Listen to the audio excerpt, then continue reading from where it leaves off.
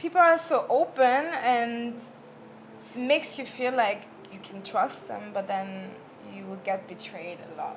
You just have to guide yourself as a woman in general, but especially here, because a lot of men are just interested, especially when you are an attractive woman. A lot of men are just interested in doing that one thing with you. A lot of men, some men could be in relationships and would still decide to pursue you. It's just, you have to be, I think everywhere in the world you have to be cautious about that. Hi guys, welcome back. So today I have a very special guest with me. Today I have with me Carmen Caramel. Yes. Hey. Hi. I like the name. Is that your real name? So Carmen is my real name, but Caramel is just like, that's my artist name, basically. Okay. Yeah. And my Instagram handle too, by the way, so yeah. You can follow her. Little plug there. Yes. Okay, so Carmen, are you Ghanaian? Yes, so I'm half Ghanaian, half Austrian. My mom is Austrian and my dad is Ghanaian. Yeah. Really? Okay, so you're living in Ghana here? Yes, I've moved to Ghana about 7 years ago. Oh, it's getting to 8 years. okay. Yeah. Oh, you've been here a while. Yeah, I've been here a while, yeah. Oh my gosh. So tell me what that journey has been like for you. Has it always been easy? Was it easy for you to move back here? So initially, I started coming here like every... so I used to work for the UN in Vienna.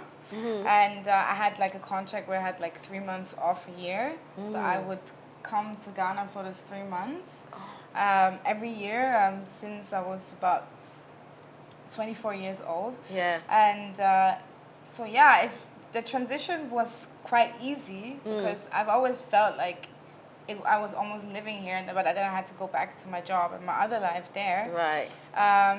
In the beginning, it was fairly easy because I was quite gullible as well.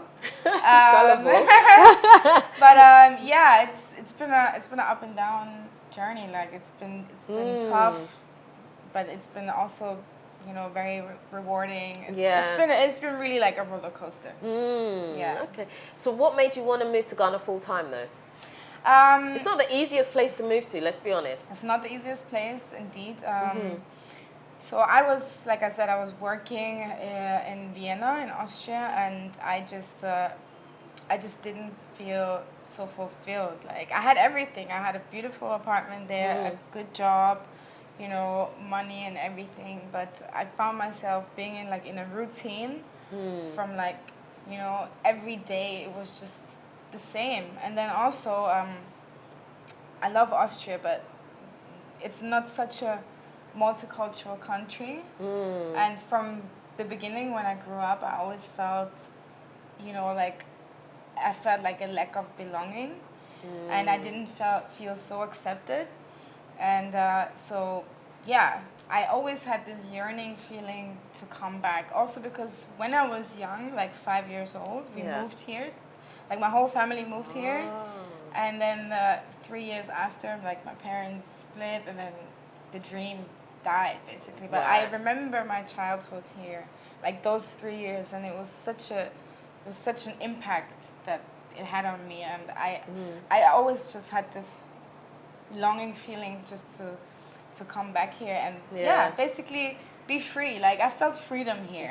And over there I felt just like a slave of the system. So basically that's why. So what kind of things did you experience while you were in Austria? Because you've just kind of touched on it, but you haven't really given any examples as to why you felt out of place there. So growing up, I grew up in like a suburb of Vienna, which was a completely white town basically. I was so I have a twin sister. Is your sister a twin? Yeah. You didn't tell me. Yeah. Do you look the same? No, actually we're not identical. We look very different. Actually, we are very different. Really? Yeah, but we are also very close. You could see us as sisters, but not as twins. Okay. Yeah. Oh, that's so cute. So we both went together to school, but then eventually we went to different schools, and then I found myself being the only black girl in school. Obviously, there I'm black. Right. Here I am Yeah, definitely Yeah, white. yeah, Yeah. Obroni or Yeah, whatever, yeah, like yeah. Obroni Coco or whatever they say. But yeah, it was tough. Like the racism, I experienced a lot of racism in Really? school. You know, I always had a strong character, so the bullying didn't really get too much to me, and I was always like very open, so I did have friends. But it was definitely bothering me, and yeah, just I always felt like, you know, I was missing the culture basically. You know? So yeah. I guess because you had kind of had that experience from being younger, so you had Yes. your Ghanaian culture was kind of in you while you were in Austria, but you couldn't fully express it. Exactly. So when you were in Austria, did you eat Ghanaian food and things like that? That's a good question. So my mom, although she's Austrian, she said before she even got us, she was always fascinated with the continent of Africa, and she was always fascinated in the history. And so she even learned to speak the language when she was here. So she always cooked Ghanaian food. So when I wanted Austrian food, I had to go to my grandmother. No. Because she was always cooking Ghanaian food. Like, and in my home, we were playing Ghanaian music, hip life music. When I grew up, like everything, we had kente in the house. Always like a lot of things. Like my parents had like we used to ship stuff from like, you know, drums and art pieces. Yeah. And we had like a little shop too that would sell African pieces. So I always had that cultural connection, even though I was living in Austria. Yeah. Even when my parents split. Yeah. Wow. Okay. Yeah. Okay. So did you ever bring friends back home to your house? Yeah, I did. And how was the experience for them seeing that you were so Ghanaian-fied? Yeah. You know what? It's interesting. You know, because my mom, I would feel shy when my mom now brings us like some, you know, like guana soup and omoturo. I felt shy in front of my friends because I was like, you know, can you not cook something normal? And that's how I felt like.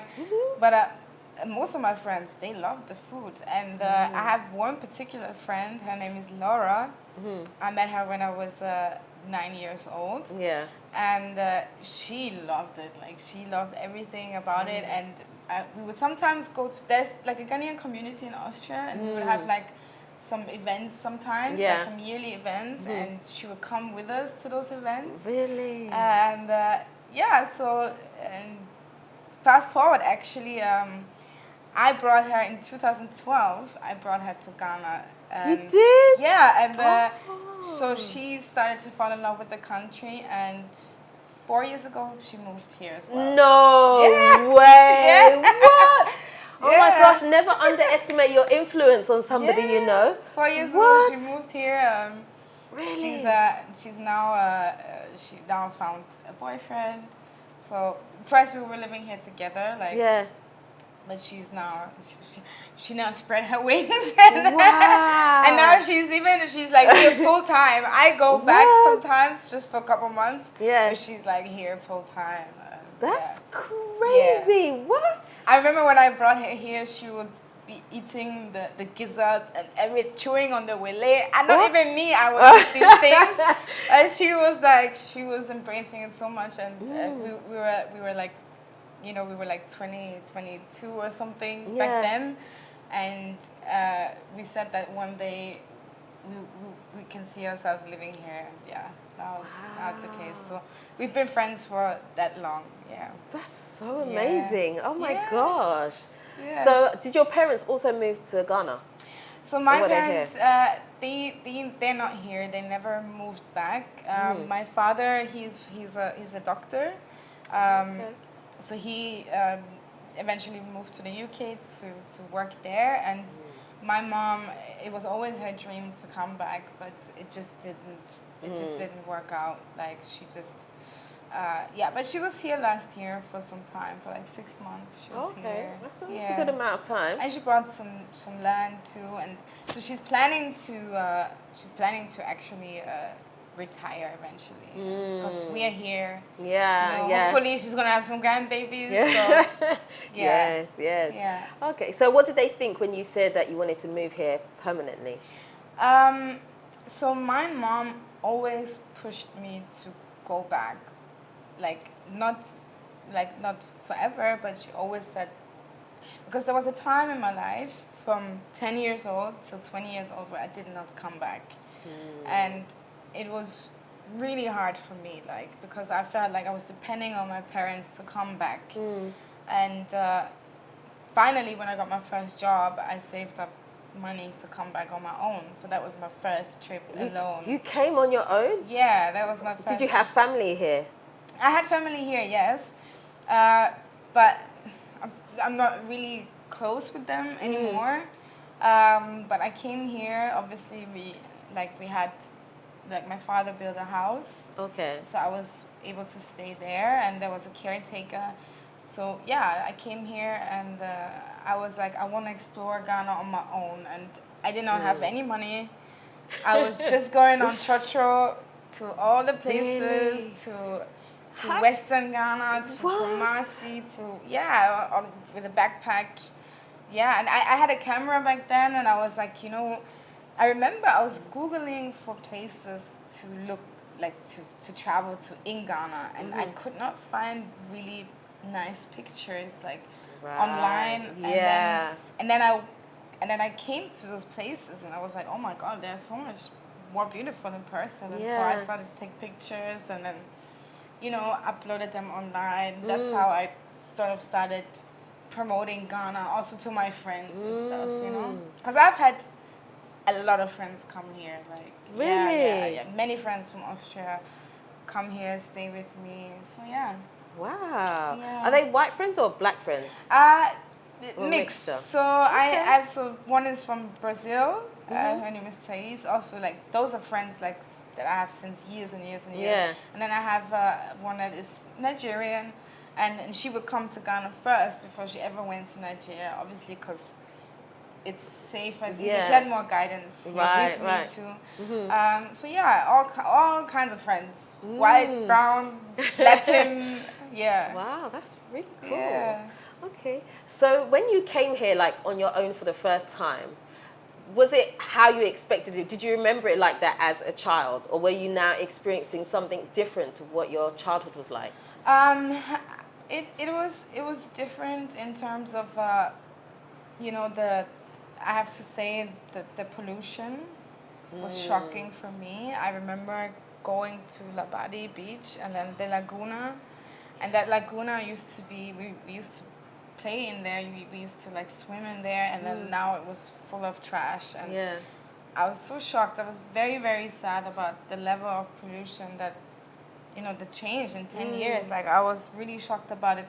But then on the other side, I was so positively surprised because a lot of places, there were a lot of beautiful places, a lot of development that we never had before. There used to be only 3 spots, but now so many things. And then obviously now being in my 20s, I started to get into nightlife, which I never knew about that before. And so that was really nice to see how Ghanaians party and enjoy themselves. Yeah, it was overall, I was really, really I was wow, it changed so much. It changed, and then I came back and we had the mall there, Accra Mall was I was wow, okay, we actually have a mall here. No, it was very, it was good. It was very good, actually. Okay. But you weren't afraid to be here by yourself? Because at that point, Ghana wasn't as open to the world, right? So you're in your 20s, and you've come to Ghana on your own for the first time. Did nothing intimidate you at all? You know what? Because I grew up in Austria, and Austria is such a safe place. I've never had to be street smart in that sense. I've never had to be so vigilant. And growing up in such I would go, my mom would let me go outside. I was always a free child. So coming here, I still still felt this, this freedom. Obviously, like, I learned that in other places of the world, you can't just be free like that. But yeah, I wasn't scared. I was not really scared. I felt like I could trust my people. I knew that obviously, yes, here and there people were telling me that, okay, you have to be careful. You can get your phone snatched or whatever. Right. That's the worst I heard. I didn't hear of any like rapes or anything. I didn't hear of, kidnapping or something. It was, it always seemed like safe to me, which I still think it's very safe. Okay. That's why I'm still here. Like that's why I like being here, because it's so safe and you don't have to be, so vigilant. Absolutely. Yeah. So you got on a trotro by yourself. What was that like? It was crazy, because obviously, like, they see me as a white woman here, like, and they would just stare at me, like, and a lot of people would. Did you know how to use it? What do you mean, like? Did you know where to get the trotro? Did you know how to get on it? Where to get off? Because they scream, like they shout the destination basically, or you just ask, like it's all about asking, and that's what I learned, to be open, and that's one thing I love about Ghanaians. Like, nobody is really a stranger, right? So you can just talk to people, and they talk to you. It's so open, so you can literally just ask anything, and people would help you if they can, Okay. One of the things that people are a little bit afraid of when they come back to Ghana is they don't know how to support themselves income-wise. How were you able to do that? Because I'm assuming you kind of gave up your job. Yes, I did, yeah. So what were you doing? Tell me about that. Because I know you got an interesting story. I want you guys to hear it. So basically how I started, how I decided to come back was, okay, so let's run that back. Sorry. So how I basically had my apartment in Austria still, which I still have to this day. Okay. And I decided to rent it on Airbnb.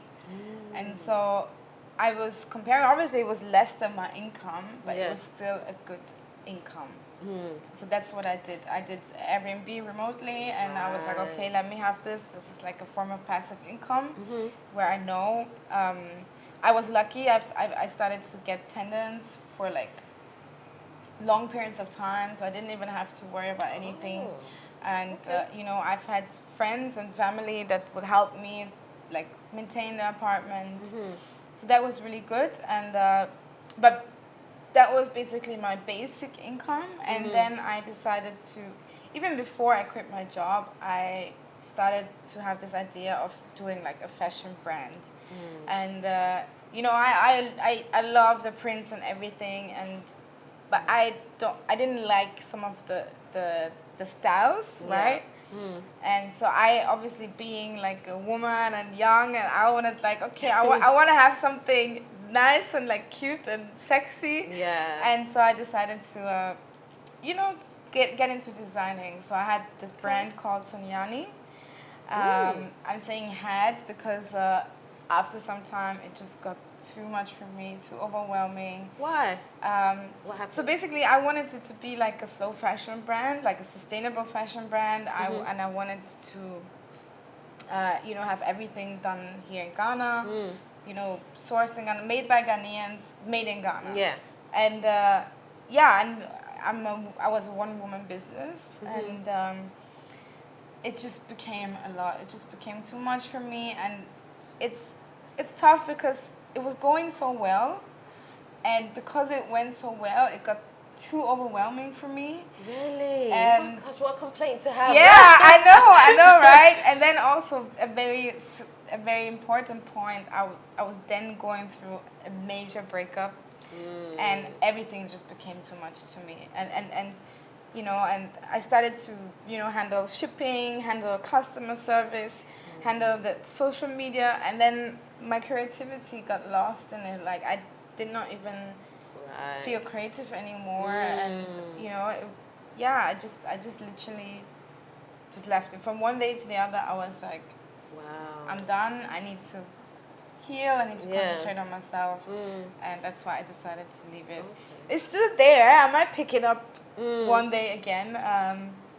But yeah, so that was another form of income that I had. Could you not have hired someone to help, or you weren't in a position to be able to pay someone at that stage? I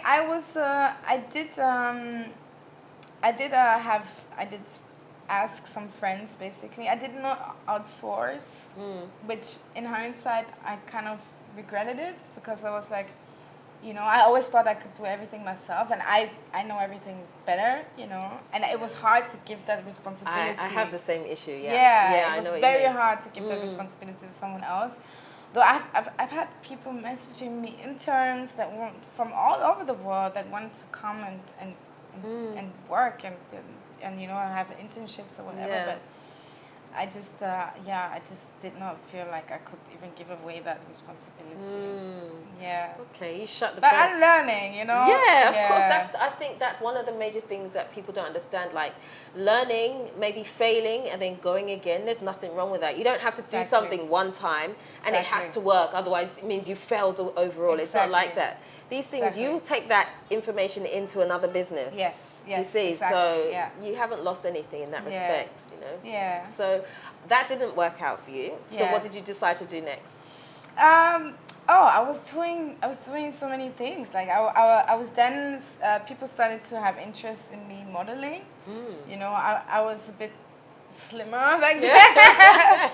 And you know, although what's so beautiful here is that also, even if you're a curvy woman or whatever, like you can, you know, there's a market for you here. It's not so discriminative. You know? Listen, I wish I had more curves. I'm like, I want more curves. Come on. You need to eat more fufu. I'm telling you, I'm not eating enough fufu. That's what it is. Yes. Yeah. Okay. So and then I started, you know, modeling, and there was a good like income here and there. Obviously, it wasn't consistent. Yeah. But really, what saved me was really like my Airbnb. That's what really saved me. That was consistent throughout. for you. Yeah. But yeah, different things. I've always done different things, and then I came into content creation as well. So what kind of content? So I've obviously I always wanted to show the beauty of Ghana, and I love to travel, love to explore, I love to be by the beach.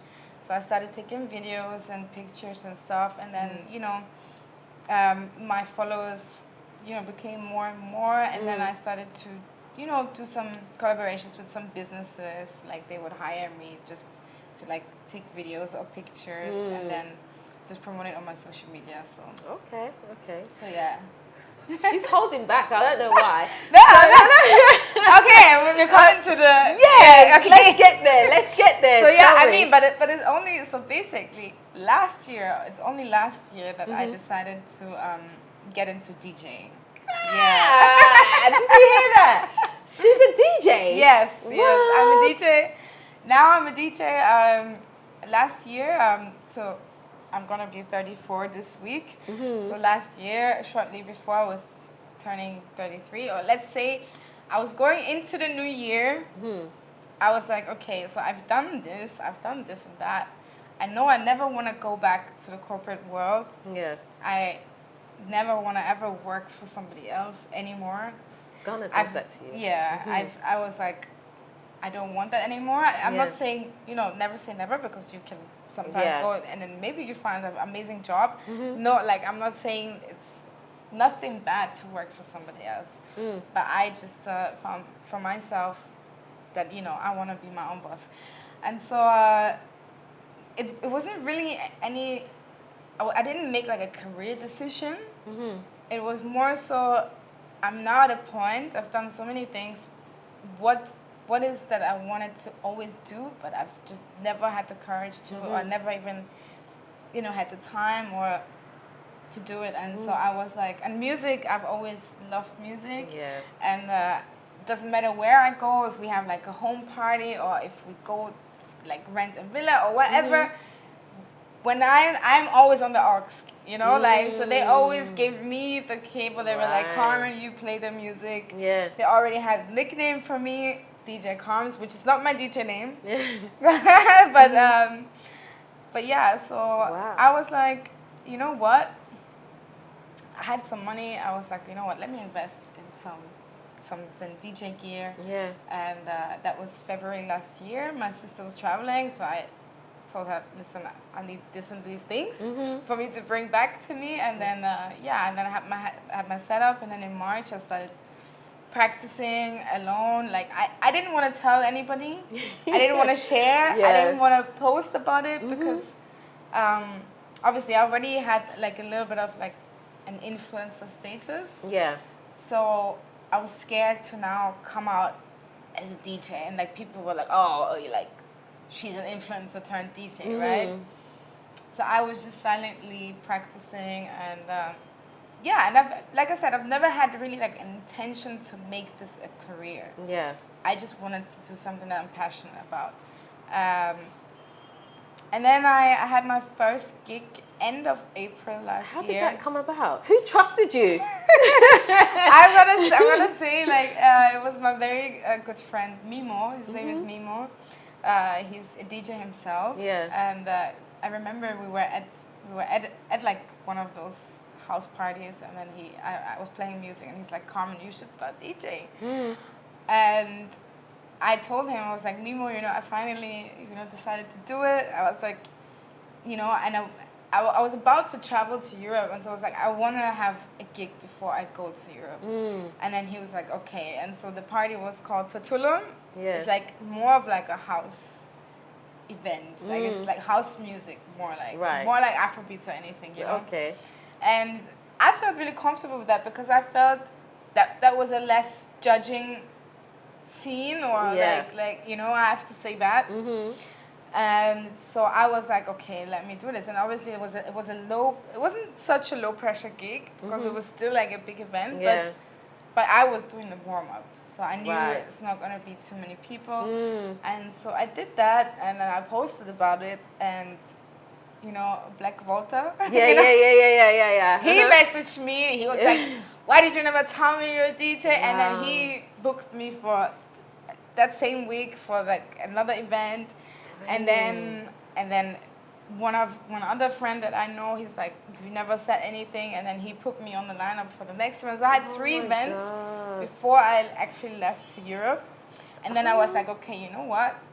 I think that's something that I could start doing actually, and then in Europe there was nothing for a while, and then I got a message to play at Ghana Party in the Park, which is in London, right? Yeah, and so that was and they flew me in, and and then so I played there on this relatively big stage, and that was my first festival.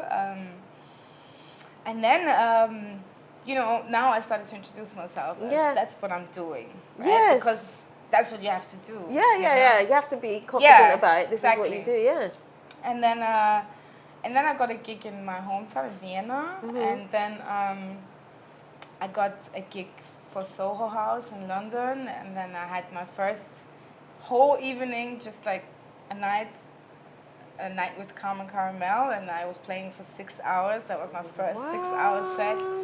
Yeah, and then it was crazy. And then I was going on Kiss FM. I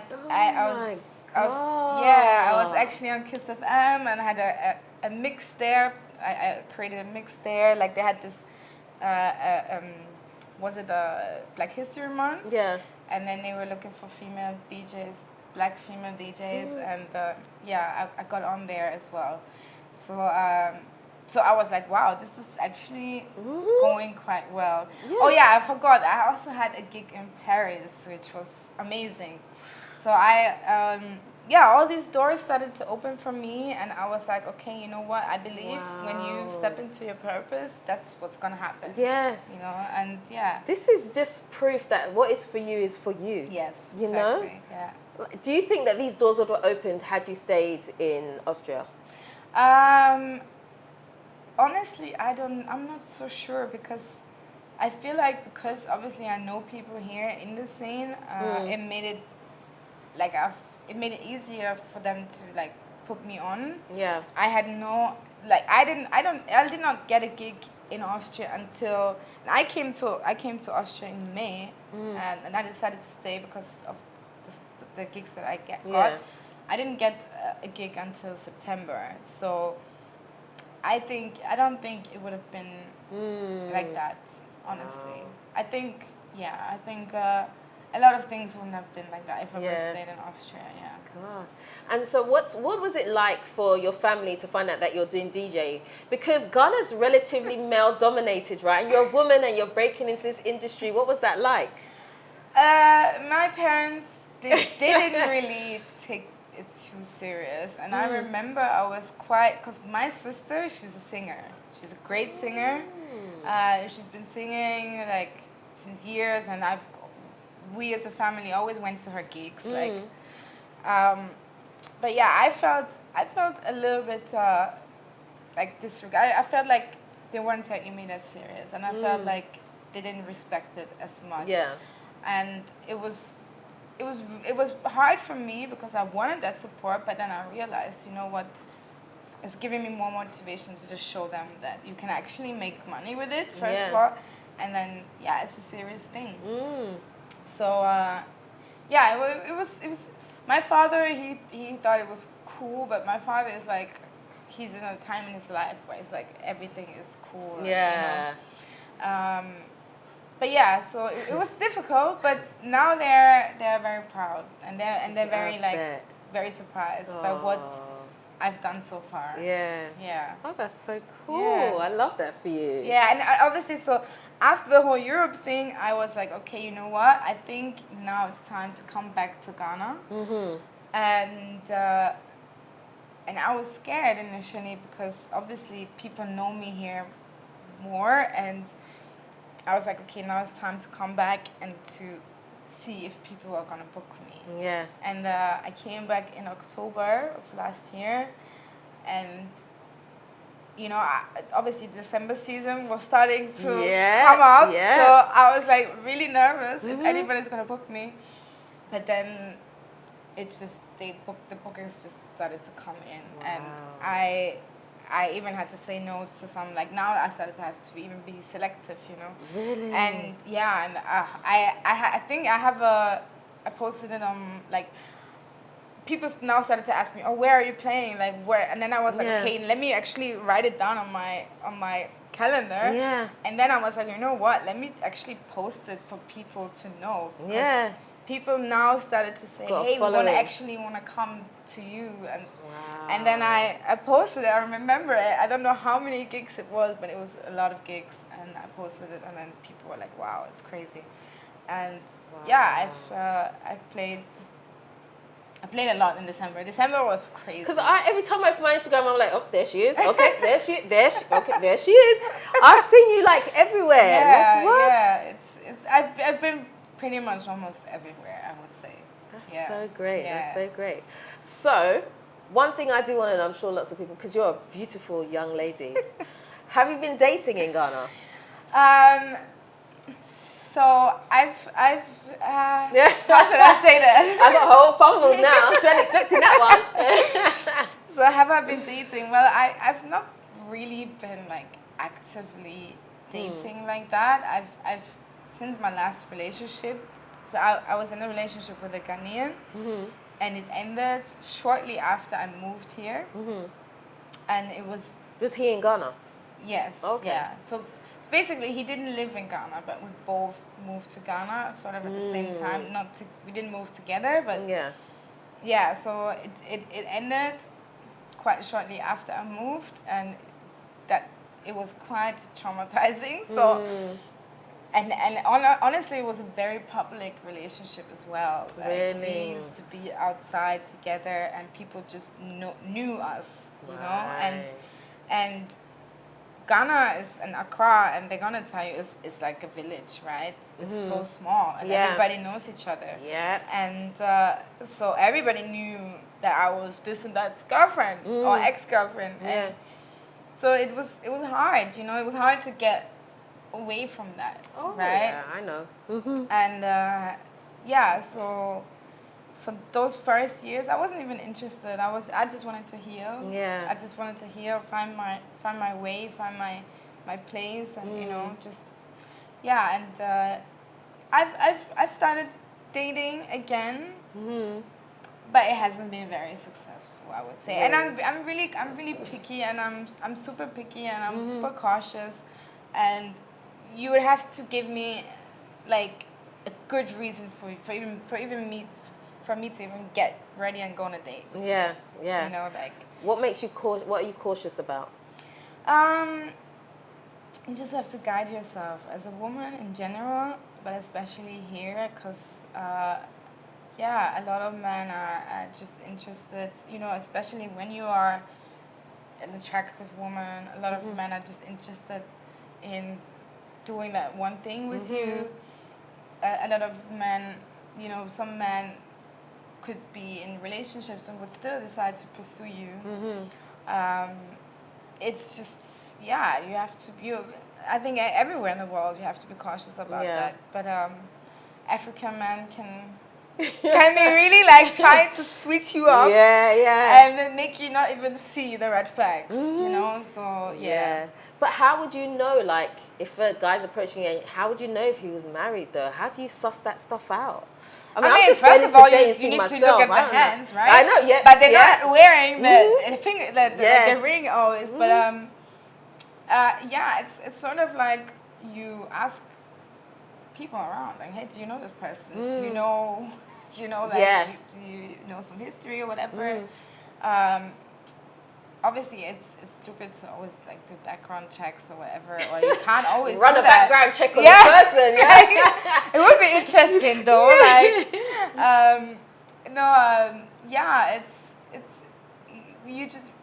I really started to listen to my intuition now more, which is this is really and it's what can save us, and like energy is so important, and what you feel when you're with that person or around the person, or, like it's so important to tap into those feelings, and to really like use your natural protection, which is your intuition and your gut feeling, so this is something that I've tried to listen to more, and see the red flags, be able to identify them, and don't overlook them, and don't think there's potential. I don't fall in love with potential anymore. I want you to come ready.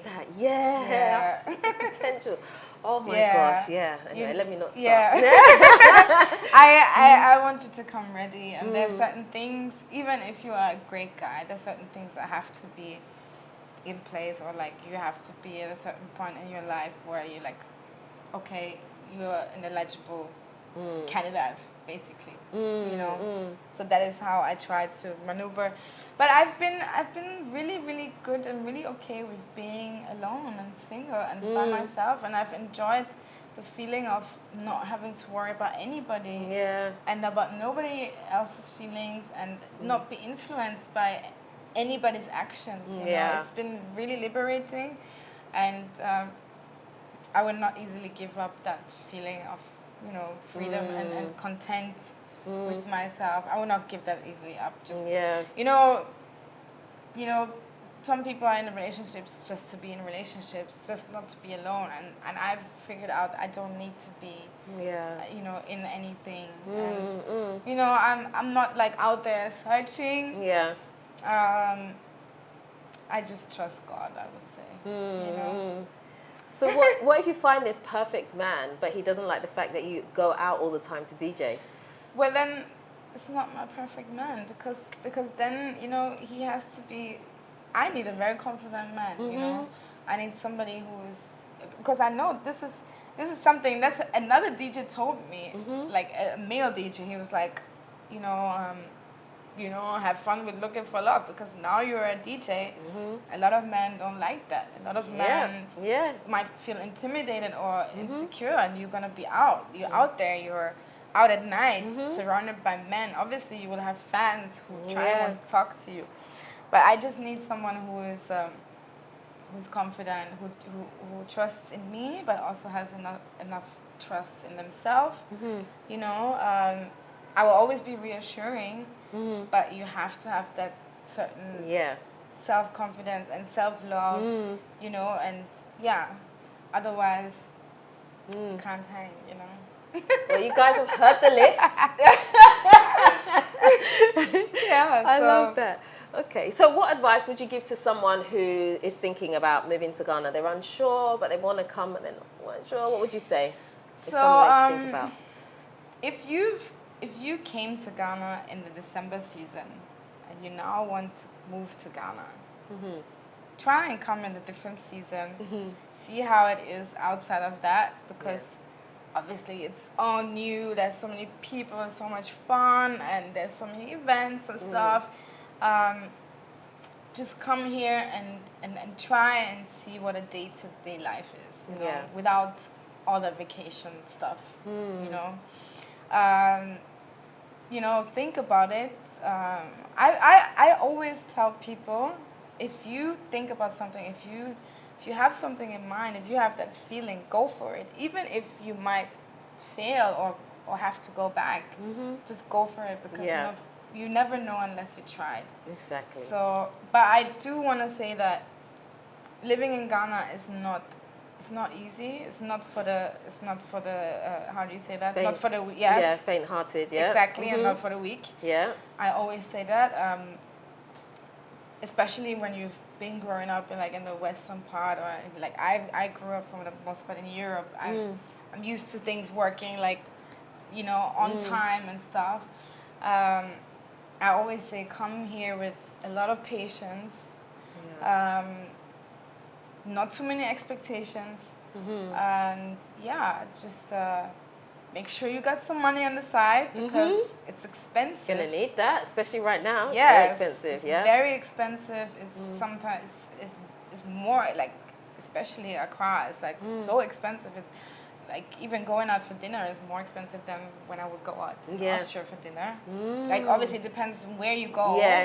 But like it can be very expensive. So I would just say, and try and find, like support, somebody that you can trust. It's very hard to trust people out here. It's very, very hard. What makes it hard? People are so open, and it makes you feel like you can trust them, but then you will get betrayed a lot. And a lot of people here, and I don't necessarily blame them so much, but a lot of people are here on survival mode, and they're gonna look at you and try and see what they can get, especially when you're a foreigner. Absolutely. So they will gain your trust. They will make you feel like they're your family, and then as soon as you don't look or you trust them too much, they can betray you. So I've been going through that a lot. So it's very discouraging. I've been having times where I cried, where I was like, I need to get the F out of here. I've had really, or you hire somebody for work, you pay them in advance, they will never come back, never show up again. It can be very disheartening. Very. And I really to this day, like all these years, I've been learning to have patience, but it's like there's only so much that you can take sometimes, you know. And so that thing, it's like I said, this freedom, this living in a tropical country, all these things are beautiful. I would still choose to live here, but it's very tough. It's very tough. It's not easy. I can agree with that. I think that's actually a really great summary, the way you've put it, because it's easy to glamorify Ghana into something, but then actually there are realities of being on the ground here that we need to also take into consideration. If you want to be here for the long term, you've got to, and obviously you've been here for a while, so you know what you're talking about. You're qualified, I would say I'm qualified. Like it's been so many ups and downs. It's been really But I love it, and I really. I personally, I want to explore more African countries, but I love Ghana. It's my home. It's where my father is from. So, yeah. I'm sure your DJing will take you to all these countries. I'm flying sure. you out, you know. Actually, I'm leaving next week to Europe. I'll have a show in Paris by the end of next month.